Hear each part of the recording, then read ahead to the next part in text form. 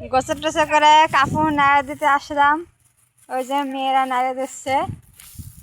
আর রোদ্রে আসা মেয়ে দেখেন সকাল থেকে কিন্তু প্রচুর কুয়াশা, রোদ নাই কয়দিন যাবত। আর এই যে এখন যেই 1টা বাজে তখন একটু রোদ ওঠে।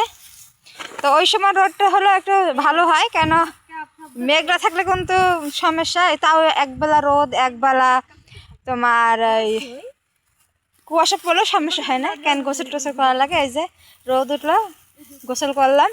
আর দেখেন এবার যা ধান সিদ্ধ করছে, ওই যে এই যে ধানটা, এটা আমার চাচি শাশুড়িদের শুক্রবার ধানটা নাড়া দিছে। আজকে হলো যে মঙ্গলবার, 5 দিন হচ্ছে এখন পর্যন্ত ধানটা শুকায় নাই।